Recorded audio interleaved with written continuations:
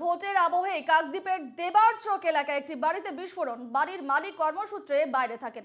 তালা বন্ধ হয়ে পড়েছিল বাড়িটি। দাবি আত্মীয়দের বোমা বিস্ফোরণে উড়ে গিয়েছে বাড়ির চাল।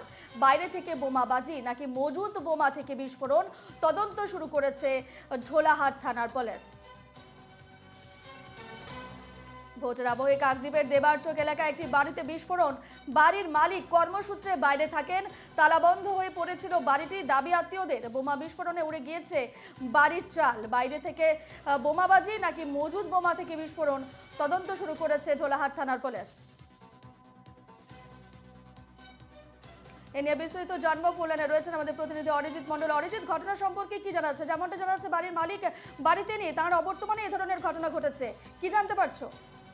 হ্যাঁ দেখো রূপা, তোমাকে জানিয়ে রাখবো ঘটনাটা ঘটেছে দক্ষিণ চব্বিশ পরগনার যে কাকদ্বীপ বিধানসভার রবীন্দ্র গ্রাম পঞ্চায়েতের দেবারচক বলে যে এলাকা, সেখানেই কিন্তু গতকাল গভীর রাত্রে এই বিস্ফোরণের ঘটনা ঘটে এবং যার জেরেই কিন্তু আতঙ্কিত হয়ে রয়েছে এলাকার মানুষ। এবং যেমনটা স্থানীয় সূত্রে জানা যাচ্ছে, ওই যে বাড়ির মালিক হোসেন শেখ দীর্ঘদিন ধরেই কিন্তু তিনি বাড়িতে থাকতেন না, বাইরে থাকতেন। এবং যে ঘরে পার্টিকুলার যে ঘরটিতে বোমাবাজি হয়েছে বা বোমা বিস্ফোরণ হয়েছে, সেই ঘরটি কিন্তু দীর্ঘদিন ধরেই তালা বন্ধ হয়ে পড়ে থাকতো।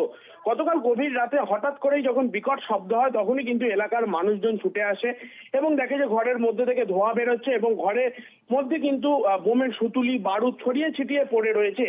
এরপরে কিন্তু ঢোলাহাট থানার পুলিশ ঘটনাস্থলে আসে এবং বিভিন্ন ধরনের সেই বোমের সুতুলি উদ্ধার করে নিয়ে যায়।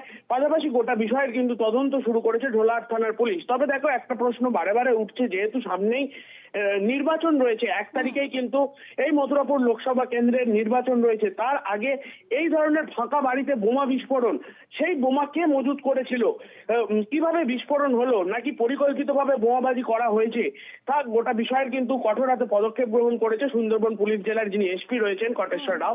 তিনি কিন্তু এই গোটা বিষয়ে তদন্ত চালাচ্ছেন। বেশ অরিজিৎ, তুমি এই খবরে নজর রাখো। আপাতত তোমাকে ধন্যবাদ।